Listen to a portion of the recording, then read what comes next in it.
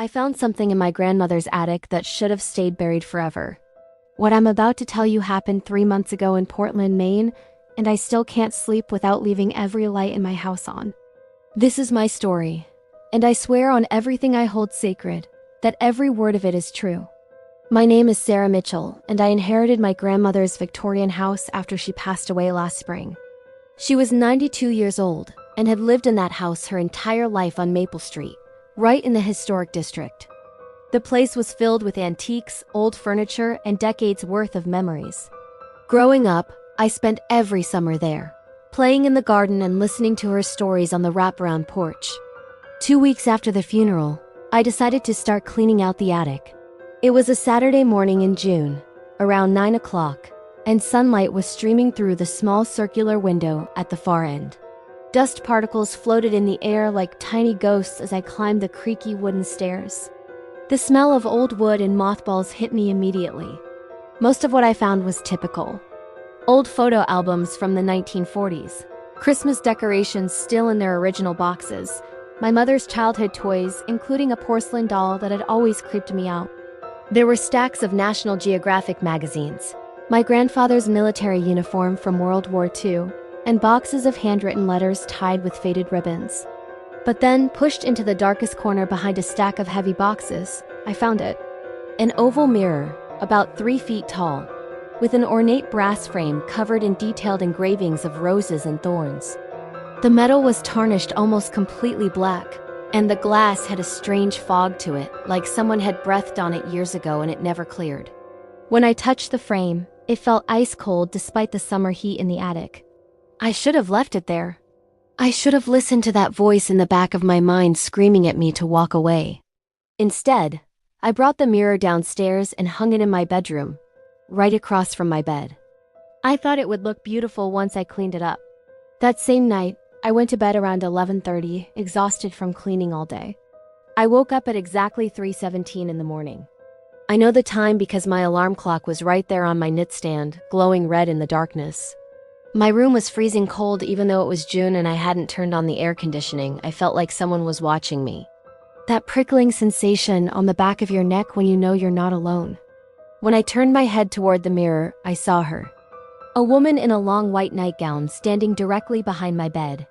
Her hair was dark and hung in wet strands around her face. But when I spun around, heart racing, nobody was there. Just my empty room. When I looked back at the mirror, she was gone too. My heart was pounding so hard I thought I might pass out.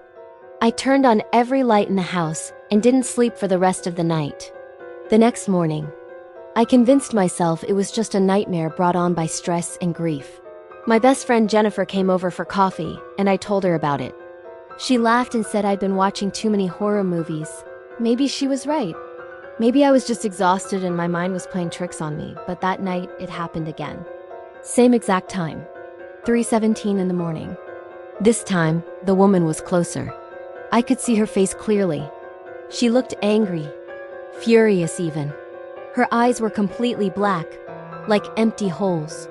Her mouth was moving like she was screaming at me, but no sound came out.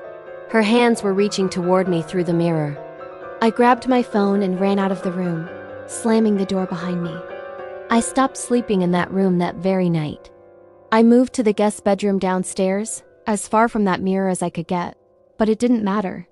Wherever I went in the house, I could feel that mirror pulling at me, calling to me.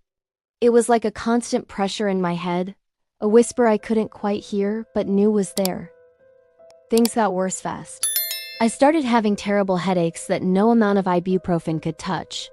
My hair began falling out in clumps when I showered. I lost 15 pounds in 2 weeks because I couldn't keep food down. Everything tasted like metal and ash.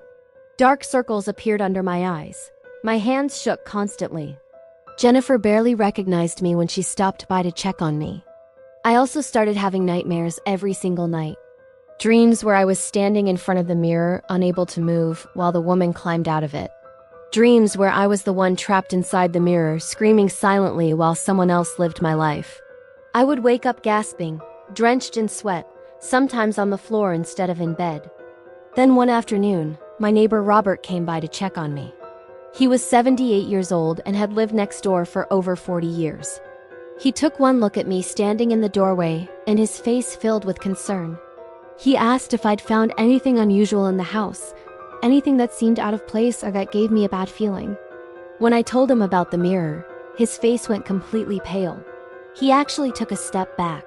He asked me where exactly I'd found it, and when I told him it was in the attic corner, he nodded slowly like he'd been expecting this. Then he told me to sit down because I needed to hear the whole story. Robert explained that back in 1963, before my grandmother bought the house, a woman named Eleanor Blackwood had lived there with her husband Thomas. Eleanor had been a beautiful woman, everyone said so, but she was deeply troubled. She became convinced that her husband was having an affair with a woman from his office. She grew more and more paranoid, more obsessed. She would spend hours staring at herself in that brass mirror, which had been a wedding gift, talking to her own reflection. One night in October, during a thunderstorm, Eleanor confronted Thomas. They argued in the bedroom. According to the police report that Robert had read years ago in the local library archives, Eleanor grabbed a pair of sewing scissors from her vanity and stabbed her husband 17 times. Then, covered in his blood, she stood in front of that mirror and hung herself from the ceiling beam using an extension cord. My grandmother had bought the house 6 months later. The mirror had already been moved to the attic by the estate sale company. My grandmother, who was a deeply superstitious woman, never touched it. She knew what had happened in that house. She knew what Eleanor had done. And she knew that mirror had witnessed all of it. She told Robert once that she could hear crying coming from the attic on stormy nights, but she never went up there after dark. I felt sick listening to this. That mirror had been watching me sleep. That woman Eleanor had been trying to tell me something, or maybe trying to drag me into whatever hell she was trapped in. Robert helped me that same day. We didn't waste any time. We wrapped the mirror carefully in thick black cloth, loaded it into the back of his pickup truck, and drove it to Riverside Cemetery, where Eleanor was buried in an unmarked grave in the old section. The sun was setting as we carried it through the overgrown grass. Robert said a prayer, and then we smashed the mirror directly on her grave. I'll never forget the sound it made when it broke. It wasn't like normal glass shattering. It screamed. An actual human scream came from that mirror as it broke into thousands of pieces. The temperature dropped 30 degrees in an instant. Birds flew out of nearby trees.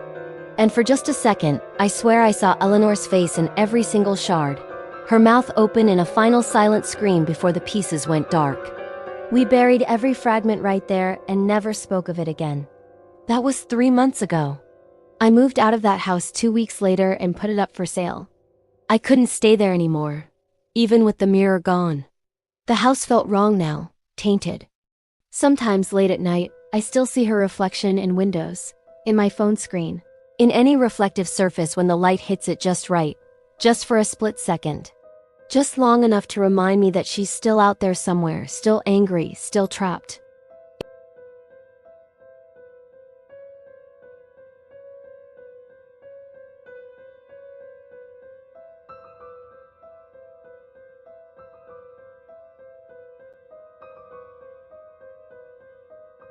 Because once you invite something like that into your life, it never truly leaves.